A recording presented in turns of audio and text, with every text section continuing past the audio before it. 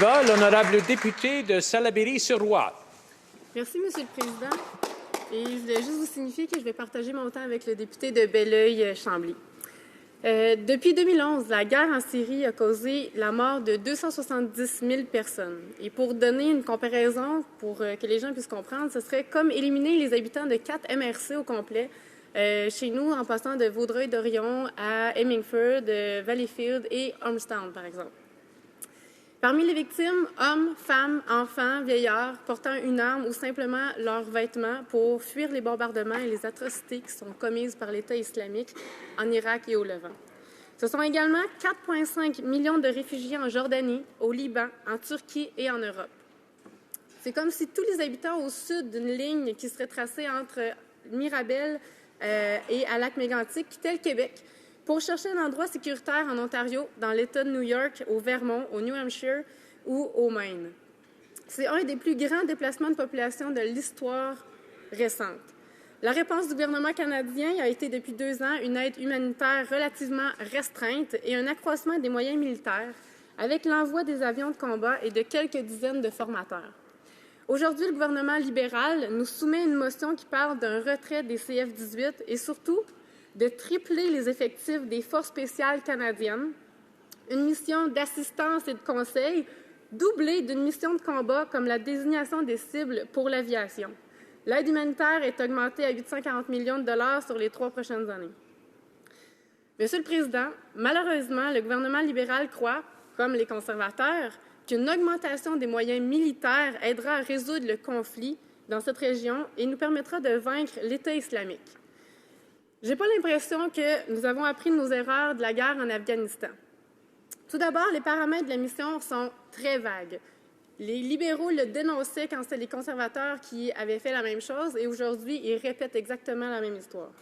Ni le premier ministre ni le ministre de la Défense n'ont donné de détails sur les critères de réussite de la mission canadienne. Et surtout, aucune stratégie de sortie nous a été présentée. Est-ce que les troupes vont rester jusqu'à la défaite de l'État islamique? Si oui, est-ce que le gouvernement est conscient qu'une balle ne peut pas tuer une idéologie en 2 ans? Par ailleurs, le gouvernement se donne 2 années avant de revenir devant cette Chambre pour que nous débattions de nouveau de cet enjeu, qui, je le rappelle, n'est ni une mission de l'OTAN, ni une mission des Nations unies. C'est complètement inacceptable que les libéraux donnent un chèque en blanc, nous demandent un chèque en blanc plutôt. Même les conservateurs étaient revenus devant cette Chambre pour avoir un débat après 6 mois, après 1 an. On parle quand même de la vie de nos militaires, de nos soldats qui sont en jeu et à chaque jour, on est en train d'augmenter le nombre de vies qu'on place à risque dans ces régions-là. Pendant tout ce temps, le Canada va fournir des armes et des munitions aux Kurdes et peut-être à l'armée irakienne. Et toute une série de questions me viennent à l'esprit. À quel groupe kurde va-t-on en donner? Est-ce que c'est juste aux Kurdes irakiens ou également aux Kurdes syriens? Que se passe-t-il si des armes canadiennes se retournent contre des militaires turcs? Quelles sont les garanties qu'on peut recevoir du gouvernement à l'effet que nos armes ne serviront pas à des violations des droits de la personne? Ce sont des questions importantes car nous avons pu voir dans l'actualité des derniers jours qu'une arme fabriquée par une compagnie manitobaine vendue à l'Arabie saoudite s'est retrouvée dans les mains d'un combattant yéménite. La question du trafic d'armes est un des nœuds de la guerre en Syrie et en Irak. Chaque allié fournit en armes et en munitions le groupe qu'il favorise, ne se préoccupant que trop peu des pertes civiles. Cet enjeu n'est pas du tout discuté non plus dans cette motion. Monsieur le Président, des universitaires se sont penchés sur les moyens pour résoudre le conflit syrien.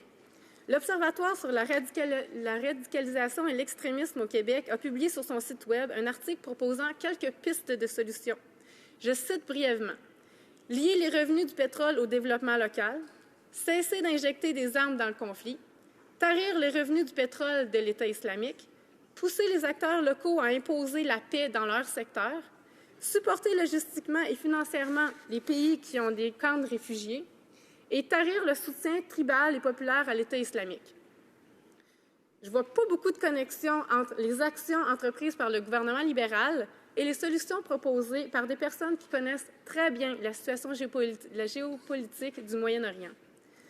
Un autre aspect qui manque cruellement, selon moi, est l'absence totale de propositions au niveau national et de mesures pour contrer le discours de l'État islamique dans le cyberespace sur Internet.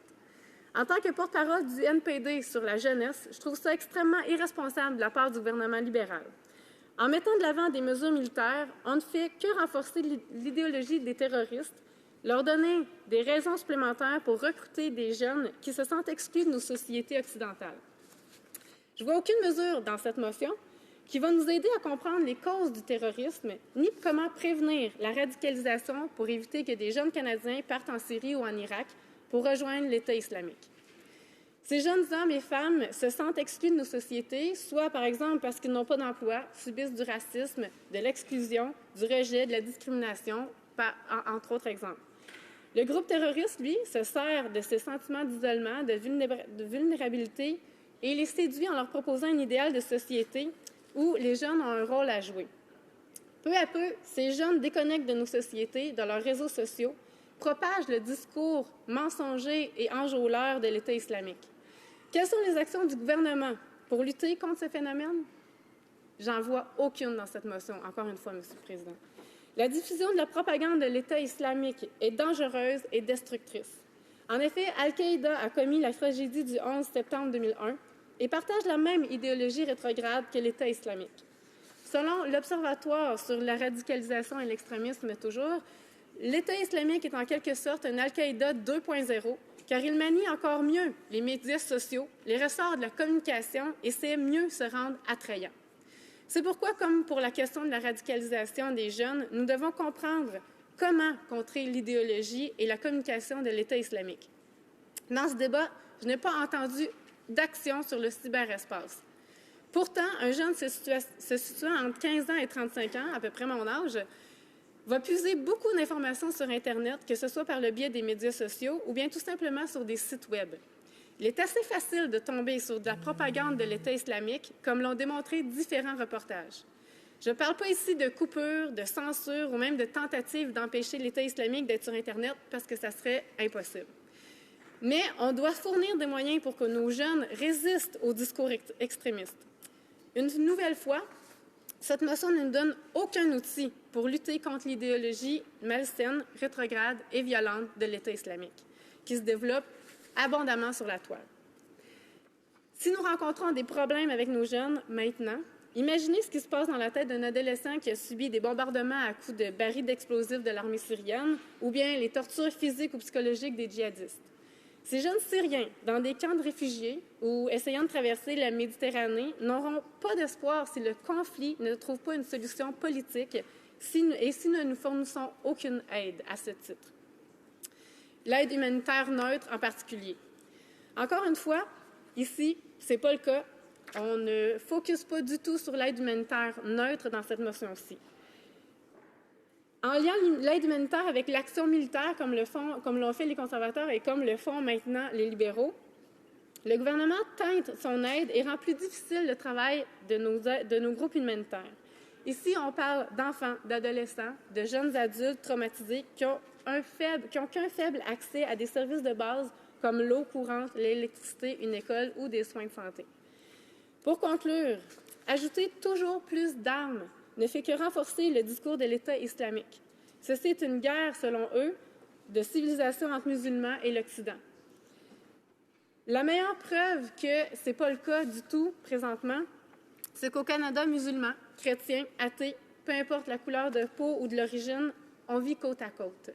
Et il y a plusieurs experts qui l'ont dit, c'est pas en faisant plus de bombardements qu'on va pouvoir réussir à restreindre l'État islamique. Au contraire, les bombardements ont fait en sorte que les troupes de l'État islamique se sont dispersées et ont trouvé refuge un petit peu partout, donc dans les terres et dans les maisons des civils. Donc, ce qui fait en sorte que ça rend plus facile encore le recrutement des nouveaux soldats, si vous voulez, pour l'État islamique.